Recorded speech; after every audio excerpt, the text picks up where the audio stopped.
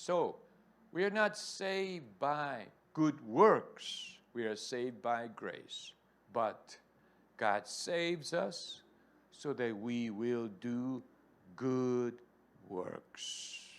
That's how it works. That's how it should work. And there is a third aspect to the way God intervenes in a person's life. And that is what I want to talk about today. That is the reason. That is what inspired today's message. That's what I'm trying to say today. The first aspect was God intervenes in a person in a manner that is relevant and that is personal to that person. The second aspect is it's not just for that person alone, but to bless, save other people through him. And the third aspect is when God intervenes in our lives, it starts something that will not be finished in our lifetime, that will not be accomplished in a short time span, but will continue, will grow, will progress through the time of man. I want to read Genesis chapter 15. Genesis chapter 15, verses 1. After this, the word of the Lord came to Abram. That's before his name changed. His name was Abraham. Later, God said, you will be called Abraham. In a vision, do not be afraid, Abram. I'm your shield, your very great reward. But Abram said, O sovereign Lord, what can you give me since I remain childless? Abram is talking about his personal need. And that's the point. God intervened in his life. I am childless. And the one who will inherit my estate is Eliezer of Damascus. And Abram said, you have given me no children, so a servant in my household will be my heir. Then the word of the Lord came to him. This man will not be your heir, but a son coming from your own body will be your heir. He took him outside and said, look up at the heavens and count the stars, if indeed you can count them. Then he said to him, so shall your offspring be. Abram believed the Lord, and he credited to him as righteousness. Here, there is an aspect of God's intervention in our lives which will not be completed in our lifetime, but will continue through the time of man in some indefinite future, but surely will be fulfilled. How do we know? Because the Bible uses a future tense in verse 5. So shall your offspring be. This is a future tense. What God was promising Abraham would be fulfilled in a faraway future. Abraham would never be able to see it during his lifetime. Even his children and children's children would not be able to see it in their lifetime. And in some way, what God promised to Abraham is still in the process of being fulfilled in our time.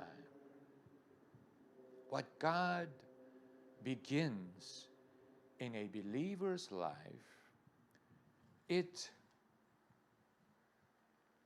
grows, matures, it develops, it progresses towards some indefinite point in the future. It's like Moses, who could not enter the promised land himself, but he looked at it from a distance and welcomed it. God promised Canaan to Moses. That's why it's called the promised land. God promised it to Moses, but Moses could not enter it. He only saw it from a distance and welcomed it. For Moses, the promised land was close enough that he could see it, at least from a distance. But for Abraham, what God promised him, having descendants as many as stars in the sky, Abraham would never be able to see it, even from a distance. He would never see it during his lifetime. His son Isaac would not be able to see it. His grandson Jacob would not be able to see it. The closest thing Abraham would see were the stars in the sky. But Abraham believed. Abraham believed.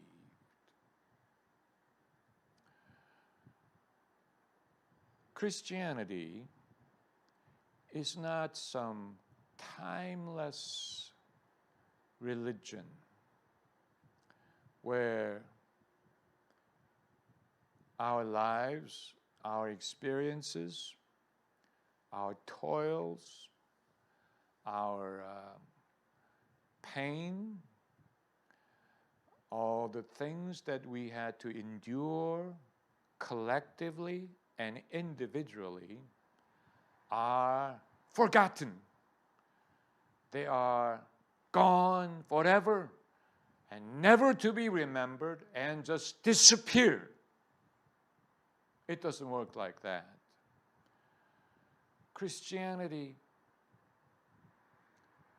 believes that God is at work in our individual experiences, in our collective experiences throughout the ages.